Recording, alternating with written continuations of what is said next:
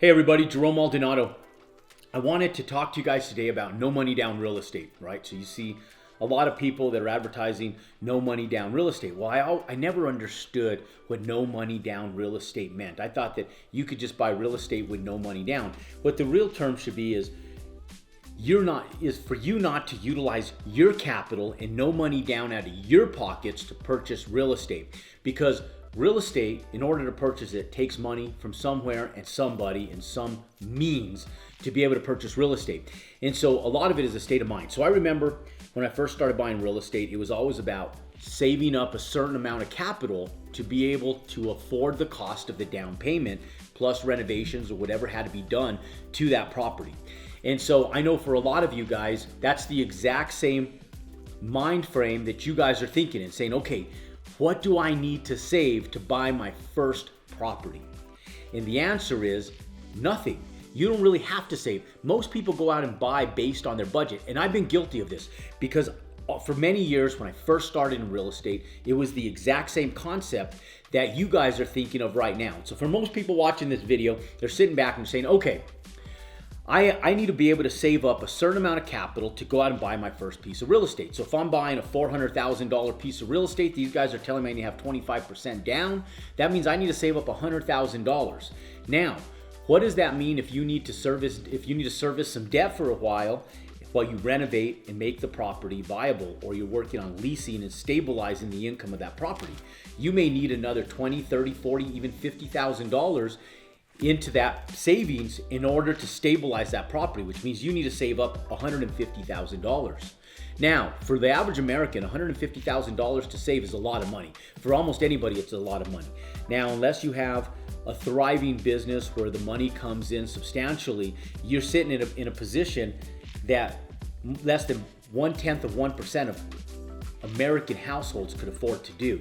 And so if we want to include the mass majority of people and how to get involved in real estate, we need to sculpture and shape the minds of Americans on how to go out and position themselves so they can buy real estate without their capital, but the means of other people's money. Now, who are those people? What are those means? And how do you get that?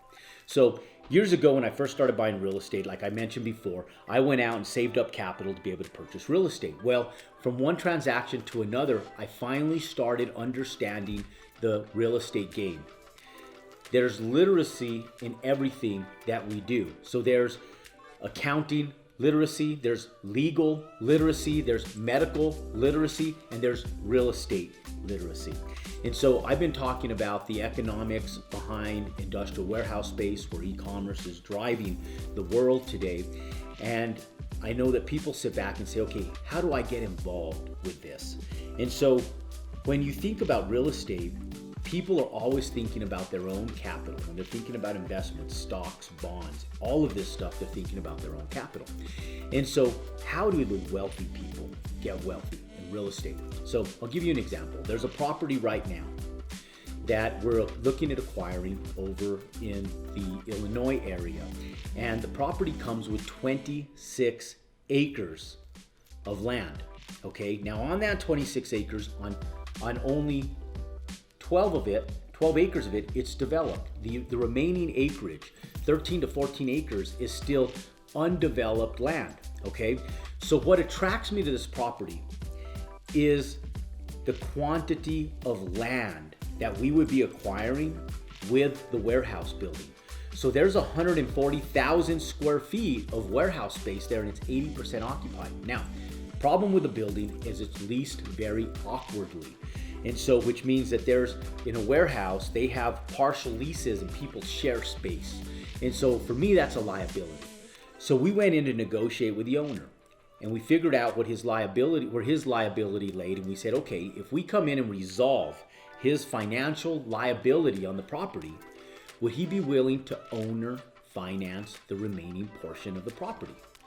And so the answer is yes. He was willing to stay in the property. We even offered him a small percentage of equity in the property because we wanted him to stay involved with managing the chaos of the multiple leases, since he's the one that had the relationships, facilitated the leases, and had been managing the property. It would save us the time and the headaches and give him a small piece of the equity of the property. He's still involved where he's emotionally attached to the property, and we're able to take advantage of him managing the property on our behalf. Plus, we're utilizing his money instead of institutional money to go out and buy the property. Now, we go back in and we say, okay, how do we come up with the rest of the capital? You can either go out and get private money from friends, family, from investors, and people like that, or we can go in and use credit or debt from a financial institution to be able to put up that cash. Now, the goal is to stabilize it. So if we go in, we use investors' capital to purchase the property for the down payment of all 26 acres, plus we use the owner financing to get in the property. Okay, now what we do is we stabilize that property. We go back to a bank, and what we do is we get a construction loan to be able to build another 150,000 square feet of warehouse space on the vacant land. And so we don't go in with our own capital. We go back to the financial institution. Once we've purchased the property under owner financing, we've used investors' capital to come up with a down payment money for the property. Now we go in, we own the property, we have ownership of it, and we go to a financial institution. We say, look, we have collateral with the building and the asset that sits here.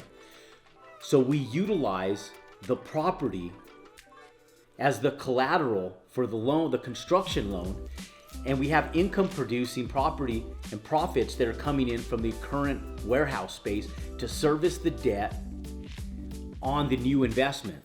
So the banks sit back and they give us cheaper money to go out and build the new facility. So we take the money from what we already purchased this property for because we purchased it right. We got into the property for the right amount because we resolved a problem for the owner. We went in and resolved his liability issues that he was having, and we kept him in the property, which he loves. So now he owns a small percentage of the equity, but we were able to take down the entire property without any money out of our pockets. Now we go in, we build this new property with the new capital that we just got out of the financial institution. We build this property. Now our income more than doubles. Why? Because now we have a class A property, which means it's new construction, all the bells and whistles. We're able to lease this at top dollar. How do I know that? Because Amazon just spent $5 billion building a warehouse less than a mile down the street. And we have other warehouses and big industrial properties going up. And so now we're able to get premium leases for this property, but we pre-lease that property prior to even breaking ground so that we know we have obligated tenants going into this property. Then when this is all leased up, we already have 80% occupancy here, and in hope that we get more of that space occupied in the time that we're doing this one, or even better tenants in here, then we occupy both of them. Now we go out and do one loan for both properties, low interest rate. So we go in and we purchase the property at maybe 3.5% annual percentage rate. So now our debt is right. We either can exit out the investors, or some of the investors can stay in, but now we've reduced our liability and we utilized other people's money to purchase the property. So what was once worth $3.5 million is now worth $9 million because of the way we utilized other people's capital to leverage our investment and go out and build. And ladies and gentlemen, that's how you go out and you compound your success in utilizing other people's money to go out and purchase real estate. Now, how do you implement that for you? Same thing when you're looking at single family homes, when you're looking at investment properties, when you're looking at 4plexes, 12plexes, whatever they are, you go in and you look for opportunities where either the bank can finance the deal. Let's say you have to go in and fund $100,000, $50,000 as a down payment. You can use your credit cards to go in and put that down payment. Now you're zero money out of your own pocket. You go in, you stabilize the asset. You go in and get a loan, you pull it out. If you buy a distressed asset, what's awesome about a distressed asset is this is how we made so much money, is we go in and buy distressed retail properties that had no occupancy in them at all. And when we did that, the property wasn't worth anything to the banks because it was more of a liability to the banks. But I knew that we could turn the property around. So for a lot of you guys watching this video, what you guys are going to find is opportunity in distressed assets, assets that are distressed financially, and some of them have physical components that are distressed as well. And so you go in, you say, okay, I need to put a new roof, I need to put new stucco or exterior facade on this building, new windows, glass and doors maybe, whatever it might be, some flooring, some paint and lipstick, and then you lease the property. You stabilize that property. Now you go back to a bank, any bank. You can go to a Bank of America, a Compass Bank, a US Bank, a Chase Bank, whatever it is, private sector banks that are in your area, credit unions. I love them because they tend to work with small business owners. They didn't used to. They were only for private use, individual funding only. So they primarily focused on small credit cards and credit options, small auto loans and home loans. And now credit unions are getting into the commercial lending sector, and in some cases even have better deals on money and on debt than the large institutional money. And so you can go in and stabilize that asset where you might be paying 7%, 8% on an owner finance deal, or maybe 10 to 12% with a hard money lender, or paying out 10 to 12% on debt to investors. You now can go in, stabilize that. Money is so inexpensive right now. Once you stabilize the asset, what was once worth $400,000 might be worth $600,000, $700,000. Now your loan to value ratio goes up. And so once we're having to finance $300,000, you can pull out $400,000, 100% of your initial investment. 100,000 of that is profit, tax-free, because it's a loan. So you don't have to go in and pay taxes on that extra $100,000 that you would draw from that property, and you still have over $200,000 or more of equity in that property once it's stabilized. Now you're able to pull out your original investment, pay off your credit card that you utilized to leverage that property, plus $100,000 tax-free. Now you have some capital that you can play with. And so now you still have the money that you used from other people, your credit card money, your institutional money, and $100,000. Now you go in, you stabilized your asset. This asset is now working for you, and it's bringing in cash flow every single month, month after month. And so what happens is you have one property, now you set that aside.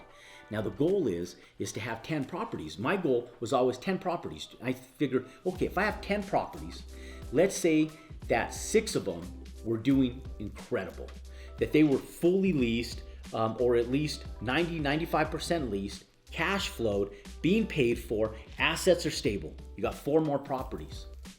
2 of those 4 are mediocre properties. They're kind of so-so. You got some leases in there, you're still working on stabilizing them, but they're not perfect yet. You're still working and finessing the perfections in those 2 properties. Not all 10 of them are always going to be perfect. And that's why you get 10 properties, is because 2 of them, you're still working out the logistics. Maybe you lost some tenants. Maybe you've owned them for a while, and maybe you just lost a big tenant out of them. Now you got to stabilize and work those. You got to finesse those properties. And then maybe you got 2 properties that are new properties. They're not doing so good. Those 2 properties are properties that you're just renovating. You're just working on stabilizing. You don't have enough tenants in them. And so the 6 properties take care of the other 4 properties, and you have 6 that are great, 2 that are mediocre, and 2 that are not so great. So the goal is you can focus on the 2 that are not so great, get them up to mediocre properties, get the mediocre properties up to great properties, and in that point in time, maybe you have 2 more where you lose some tenants. And if you always have an average of 10 properties, the whole goal is to always have stability financially in your entire portfolio to make sure that things are always cash flowing regularly. And that's how you stabilize the real estate game. And so understand that when you're purchasing real estate, you push that property aside. The goal is to take that capital, reinvest it, and deploy it into a new property and do the exact same thing. And so you buy a distressed asset, you use other people's money, and you have to think in terms, okay, where do I get the money from other people to purchase this property? And the biggest problem with most investors today is the fact that they can't think outside the box. And so they're always worried about how they're going to deploy their own capital into purchasing a certain property. What the wealthy do is they find the asset. They secure the asset. Once they've found and secured the asset, they look at other people's money to purchase the asset. Once they purchase the asset, they increase the revenue of that asset by stabilizing its profitability. If there's value add in there and you can go in, renovate that property and create more value to it, then you can get more income coming in, get institutional money to lend on it at a lower interest rate. Once it's all stabilized, interest rates are better, you can go out, pull out equity in that property, still have a lot of equity in the property, push that property aside, deploy it into a third property. And that's how the wealthy get wealthy in real estate. And that's why some people play the long game and the long road in real estate, because they're always working on trying to figure out how they can earn more capital to buy more real estate. And as long as you're a solopreneur using your capital, you're the guy to come after, you'll never grow to the level of growth and potential that you have without utilizing other people's money to leverage assets. And that's how you get wealthy in the real estate game. Look, you like content just like this? Give us a big fat thumbs up. Hit that subscribe button here on YouTube and join us for more content just like this.